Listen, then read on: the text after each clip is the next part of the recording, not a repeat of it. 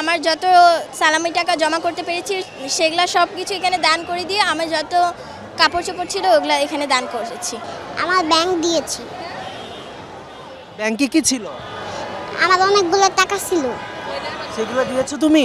হ্যাঁ।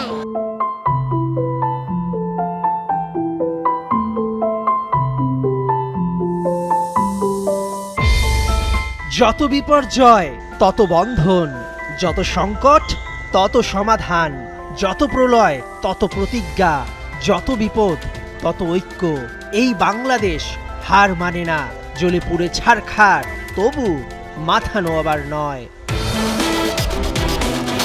কেউ এসেছে টিফিনের টাকা নিয়ে, কেউ ঈদের সালামি, কেউ এসেছে আসন্ন পূজার শপিং এর টাকা নিয়ে। বয়োবৃদ্ধ থেকে ছোট্ট শিশু কেউ আসছে না খালি হাতে। যার যেটুকু অতিরিক্ত আছে তাই নিয়ে আসছে ঢাকা বিশ্ববিদ্যালয়ের টিএসসিতে। কোনো অশুভ শক্তি ভাসিয়ে নিতে পারবে না আর একটিও প্রাণ। ধর্ম বর্ণ নির্বিশেষে সব রুখছে একসাথে, হাতে হাতে। আপনারা 88-র বন্যা দেখেছেন কিনা আমার জানা নাই। এই টিএসসি চত্বরে আমরা তখন ঢাকা বিশ্ববিদ্যালয়ে ভর্তি হয়ে প্রথমে আমরা রুটি বানিয়েছিলাম। এখানে রুটি বানিয়েছিলাম, আমরা বন্যার্তদের জন্য পাঠিয়েছি। আমরা তখনও দেখেছি সাধারণ মানুষ যেভাবে এসেছিল, ঝাঁকে ঝাঁকে মানুষ, অবিশ্বাস্য।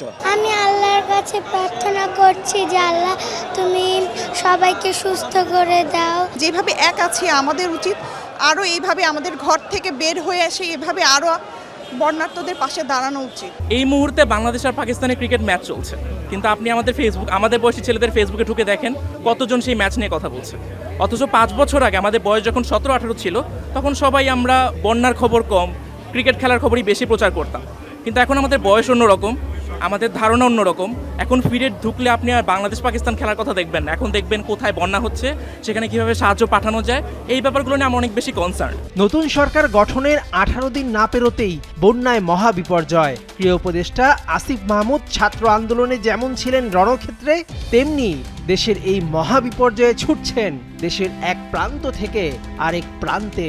দেখবো যে আসলেই ডুম্বুর গেট খুলে দেওয়া হয়েছিল কি নাকি উপর থেকে উপচে পড়া পানি এসেছে, সেটা আমরা আরো তদন্ত করে দেখবো। এবং ভারতের সাথে আমাদের যে পানি চুক্তিগুলো এবং যে পানির ন্যায্য হিস্সা সহ বাকি সকল ক্ষেত্রেই কূটনৈতিকভাবে আমরা জাতীয় স্বার্থকে সামনে রেখেই এই সরকার কূটনৈতিক সকল চুক্তি থেকে শুরু করে সবকিছু করবে। দুর্যোগ পরবর্তী চ্যালেঞ্জ আছে সেগুলো মোকাবেলায় আমরা প্রস্তুতি নিচ্ছি।